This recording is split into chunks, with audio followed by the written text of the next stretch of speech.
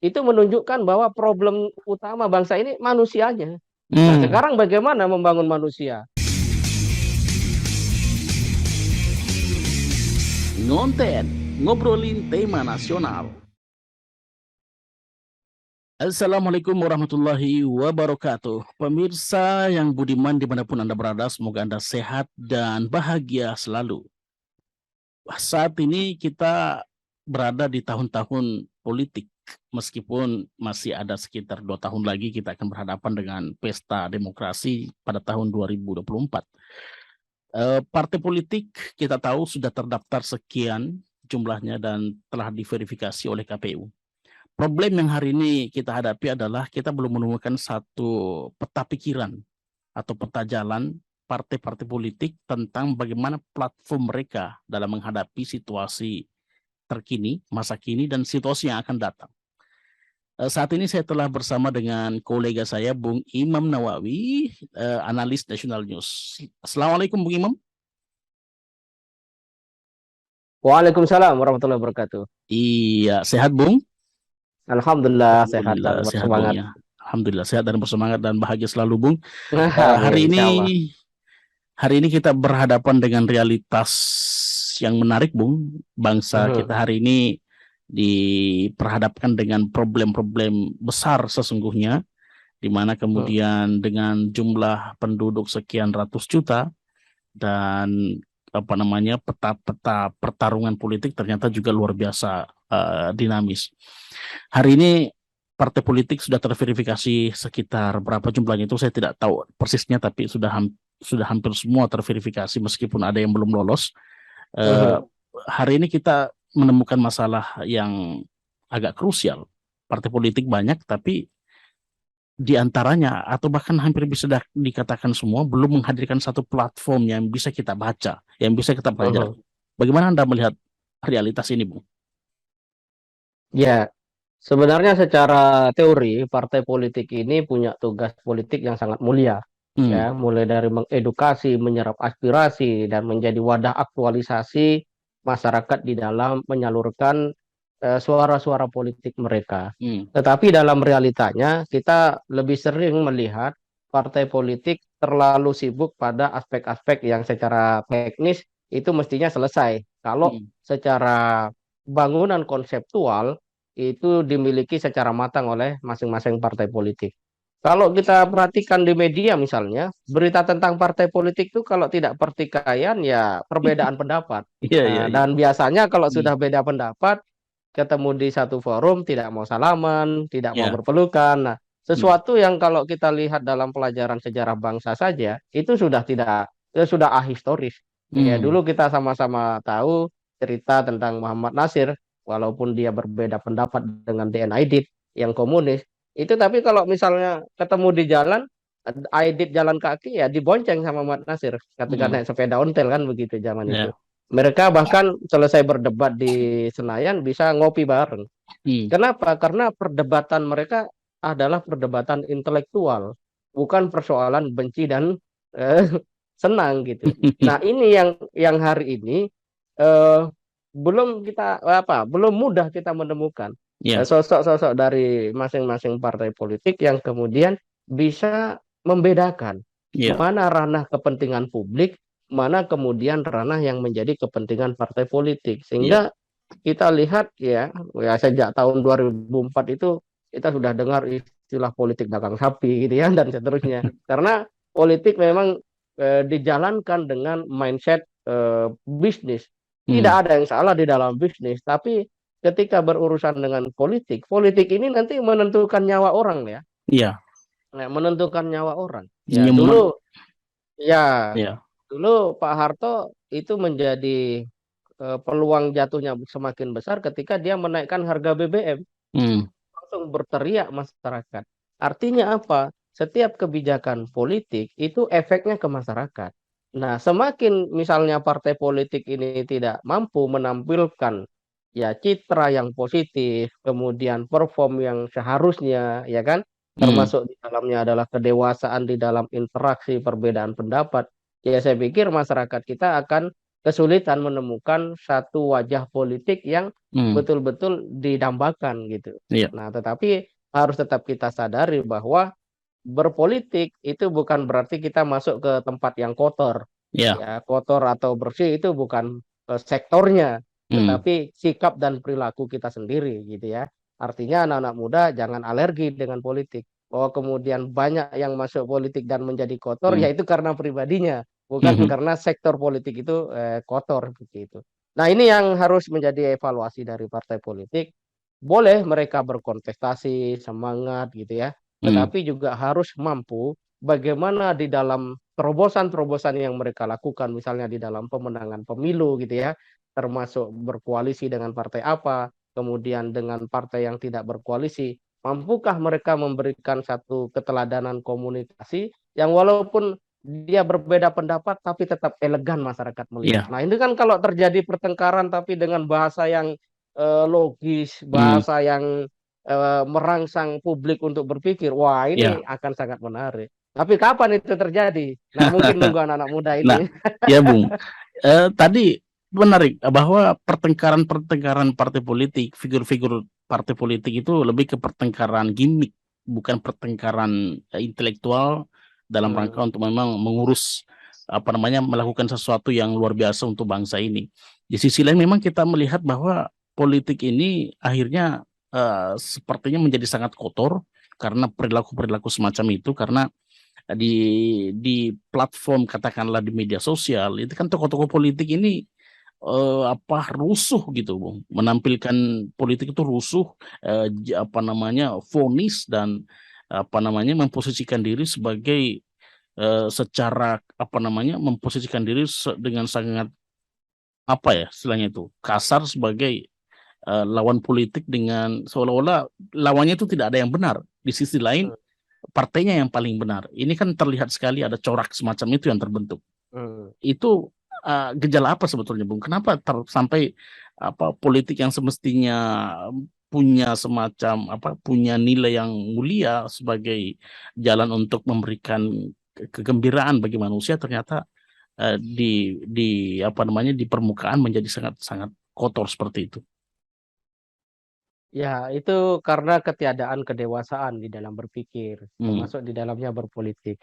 Persis seperti anak SD baru pertama kali bisa membaca, dia anggap orang lain itu tidak ada yang bisa baca, sehingga dia ingin mengajarkan kepada semua orang bahwa cara membaca itu seperti ini, gitu kan Ya, ya. ya, ya. Itu satu ilustrasi untuk menggambarkan mereka yang kemudian di dalam berpolitik hanya melihat partai dan pendapatnya saja yang sebagai Benar, sesuatu yang ya. benar gitu kan.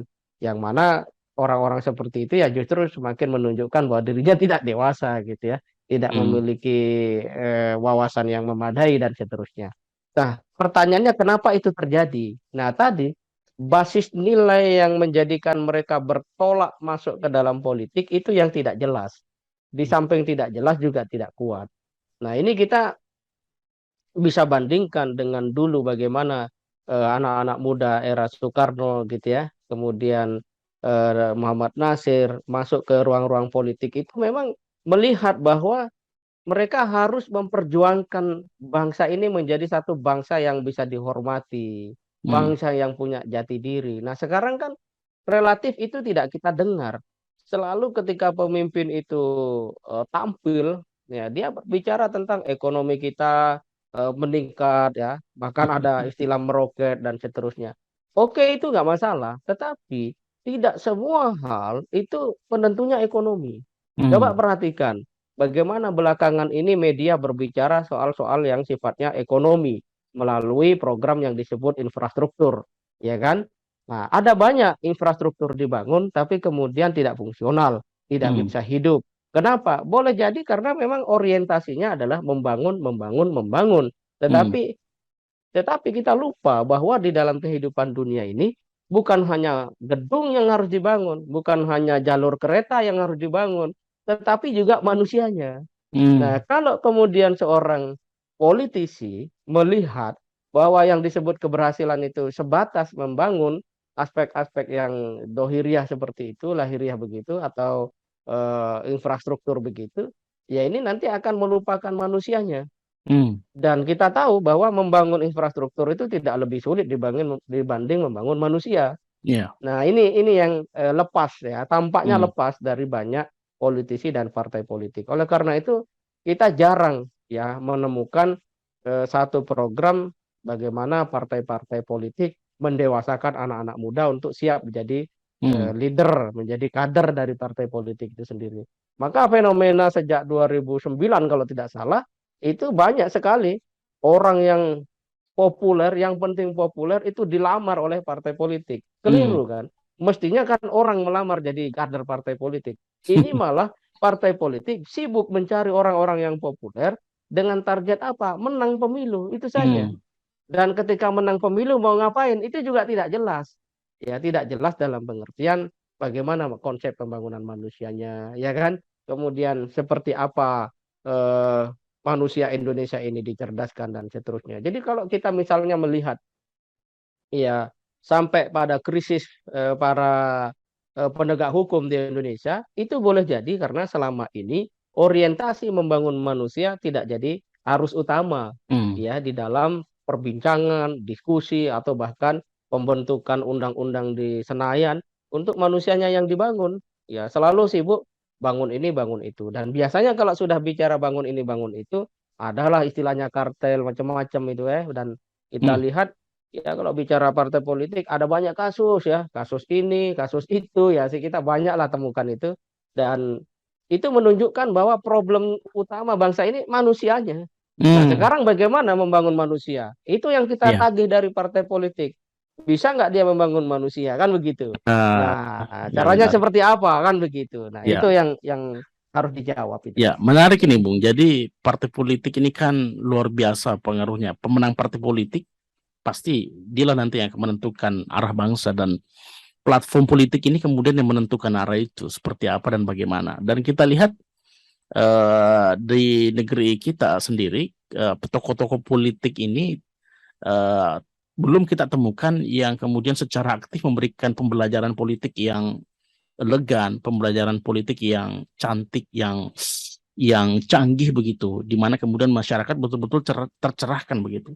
Nah, ke depan apa harapan Anda, Bung? Atau mungkin pandangan Anda terkait dengan platform politik ini, seperti apa namanya, bagaimana kemudian partai politik ini mampu mentransformasi platform atau pandangan gerakan partai mereka sehingga masyarakat betul-betul punya keyakinan untuk memilih mereka. Ya, saya berharap seluruh pimpinan partai politik itu mengubah basis nilainya di dalam berpolitik, termasuk orientasinya di dalam menekuni politik itu sendiri. Jangan lagi menganggap partai politik itu berhasil kalau kemudian memenangkan pemilu, kemudian ada kader-kadernya jadi menteri, jadi Menko misalnya kayak gitu. Ya. Itu sudah harus mulai diubah.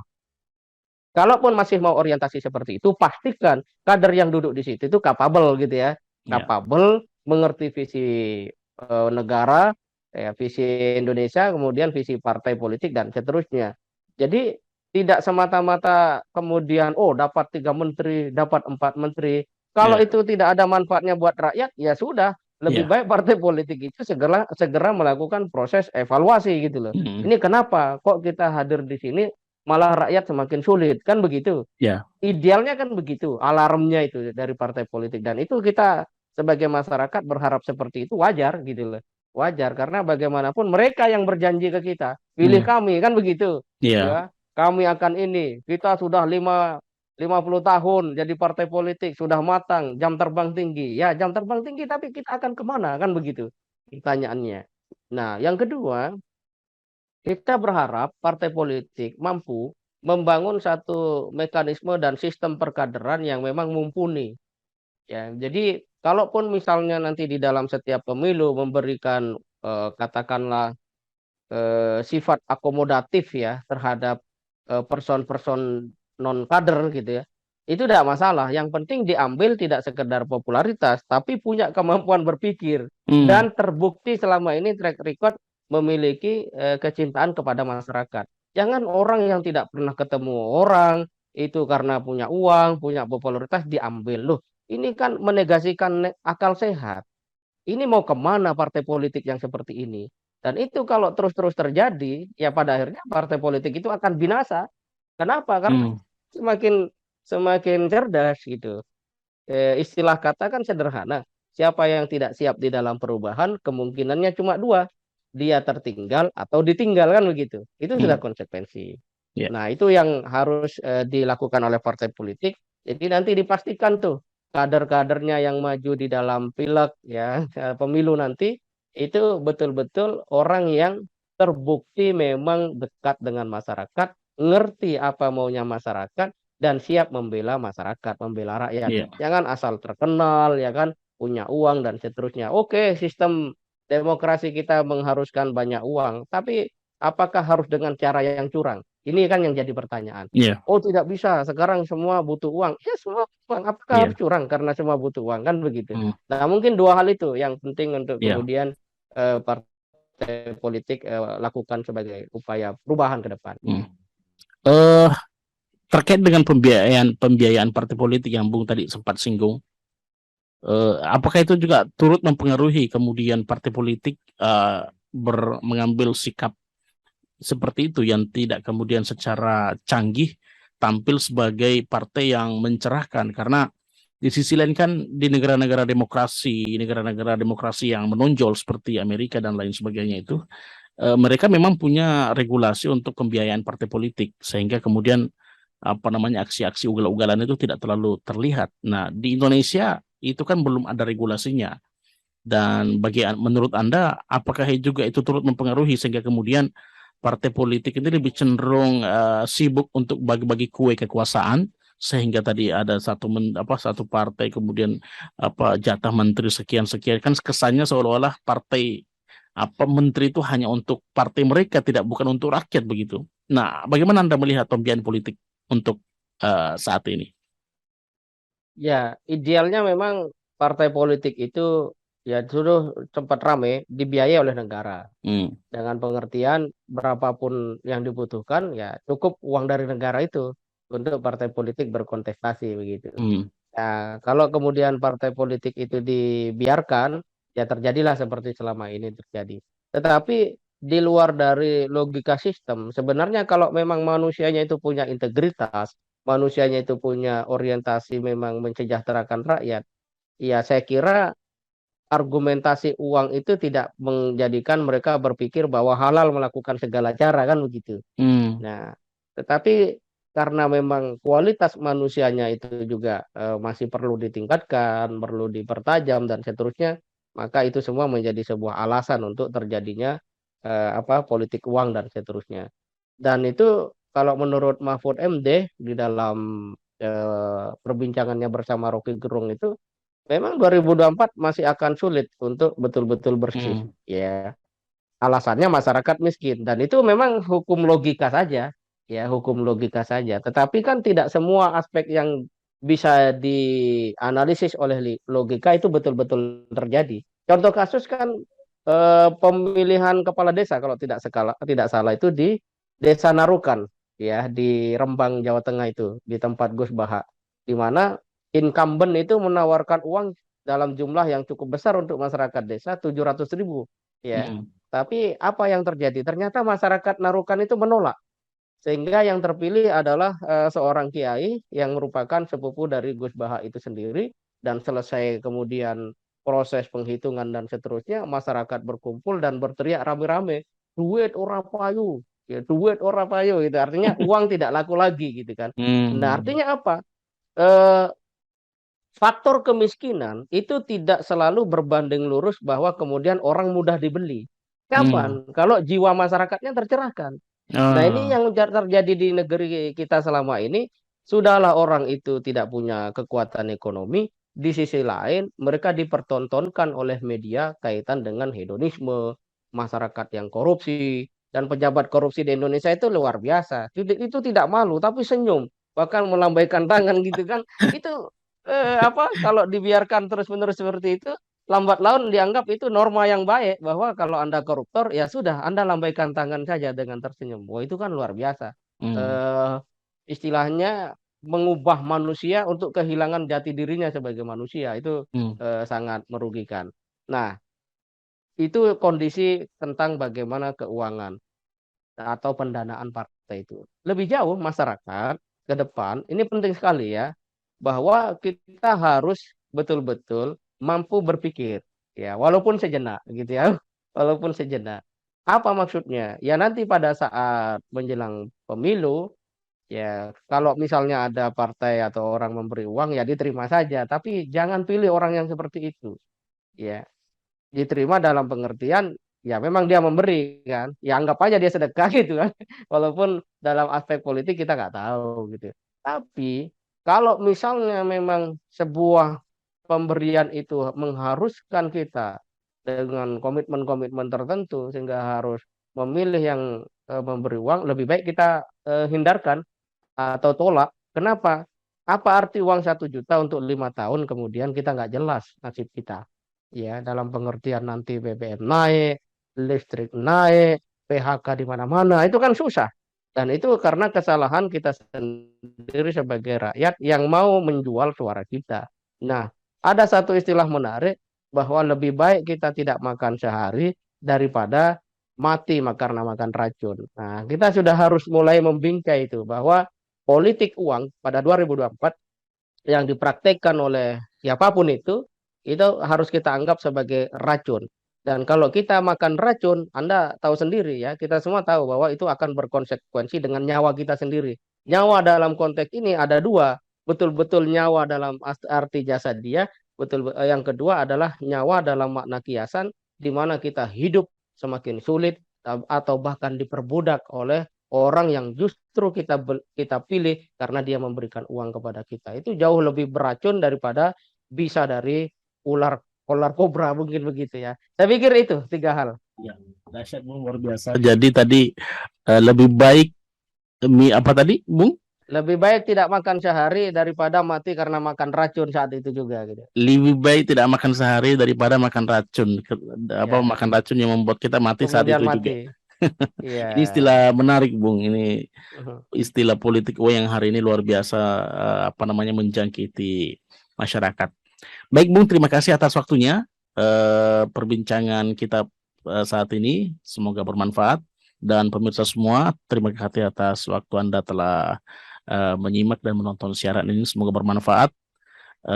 Saya selaku teman obrol dari Bung kolega saya mohon undur diri. Kita berjumpa di kesempatan yang lain.